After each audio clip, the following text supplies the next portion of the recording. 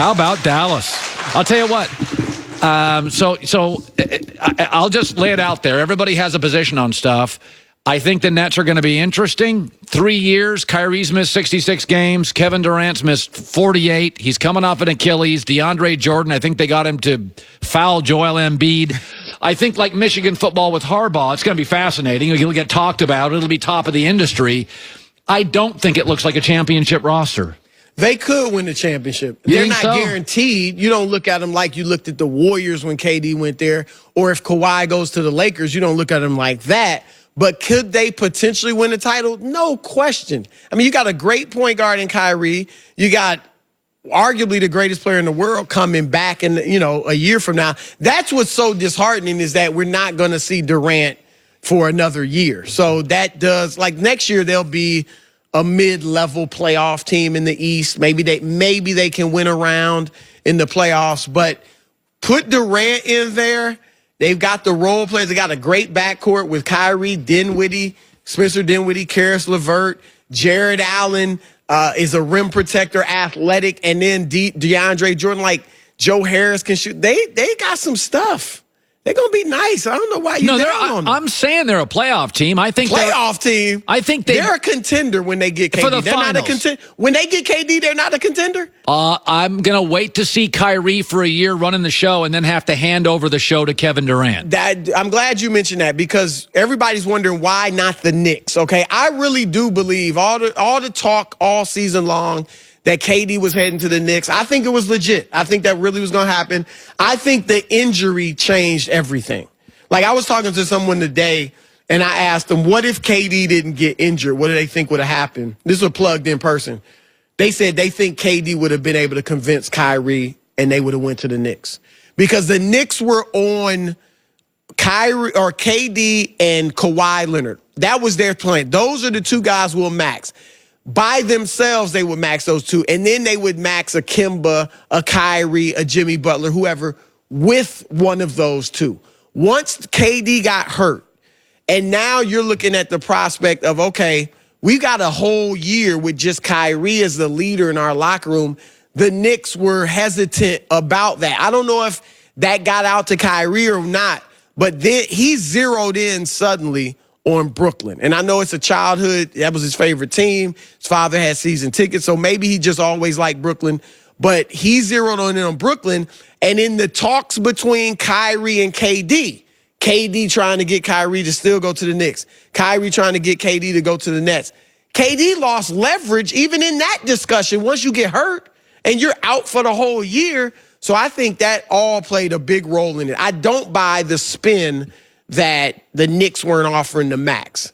In my conversations with them after Durant got injured yesterday, I'm told they never gave any indication to KD's camp that they weren't going to give them the max. And he's not even taking the max from Brooklyn. So I think that's okay. spin. Lakers don't get Kawhi. LeBron, Kuzma, AD, and an NBA pawn shop. I mean, that's what it's a lot of used goods. And right. And the first two are so good that you're still legit. All right, they're still legit with just LeBron and AD. But even if they get Kawhi, and you get him, you're the heads-on favorite, no doubt about it. But Seth Curry was a guy they were looking at. Now, they couldn't have paid him what Dallas could have. Yeah. So maybe they would have lost him anyway. But if Kawhi is definitely zeroed in, if he knows he's going there, then he needs to just announce it so they can get some of these guys that are still out there. Because to your point, a lot of guys that they would have been interested in have already signed. So they can't get them. But I still think if they don't get Kawhi, Goran Dragic is a plan B. Danny That'll Green. be some type of trade. Danny Green. Okay, but let's just say, because by the way, Rajon Rondo.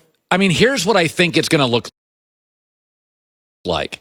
If they get Kawhi Leonard, if the Lakers do, and I don't have any insight here. You said yesterday they are the leader in the clubhouse. I'm being told they're his first choice. Okay. He spoke with Magic. His camp spoke with Magic yesterday, laid out what they want from the Lakers. Nothing crazy, but just, some additions to the staff. Is Kawhi going to be treated like LeBron in the organization? All that.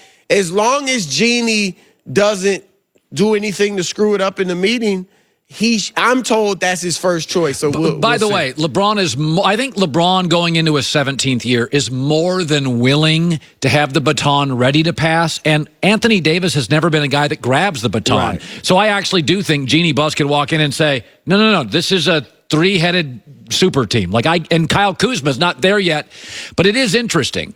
Let's say by the end of the show today that Danny Green signs elsewhere. Let's just throw this out there because Seth Curry just signed. And these guys are falling off. Those leaves are falling off the tree fast. You would now have a team that would probably have one of the weaker fifth starters in the league and the worst bench easily. You can say what you want, but it wouldn't be a bad bench. It would probably be the league's worst bench. It would be. Here's what I think it would be: Rondo and three forwards. Rondo might start. Oh, I think he would start. Yeah, Rondo would start. I mean, what I'm most concerned, even if they get Kawhi, shooting. That's what they need. You're going to be good defensively because AD and Kawhi. You need shooting. If they were to start, just throw it out there, Rondo, Kawhi, because I'm being told some of the talks have been Kawhi at the 2, Kuzma at the 3, LeBron at the 4, AD at the 5. And if you throw Rondo in there, I like Kuzma off the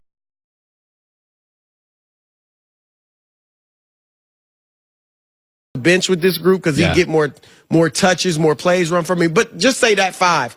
That's not a ton of shooting. They all can shoot. Kawhi can shoot. Kuzma can shoot. LeBron gets streaky and can shoot. But that's not 2019 level three-point shooting for a team. So they have to go out and get shooters. That's why I thought Seth was such a great fit. But he couldn't turn down that money because the Lakers couldn't have given him that. Explain D'Angelo Russell to the Warriors feels like a trade piece to me, eventually.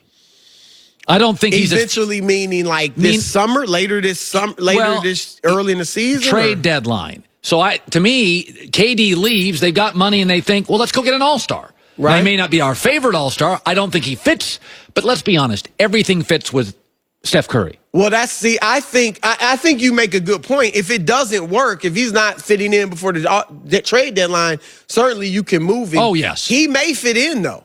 He'll be there. Obviously, Klay will miss the first half of the season. So I think Steph and D'Angelo, I agree with you. I think in that offense, D'Angelo will be fine. Yes. And I think once Klay gets back, you put Klay at the 3.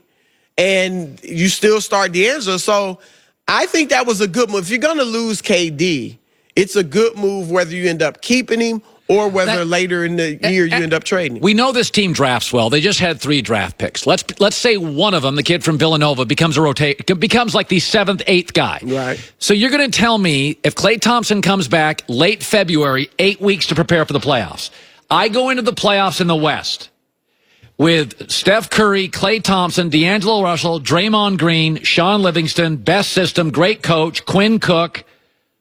That's Alfonso McKinney, Jordan Bell,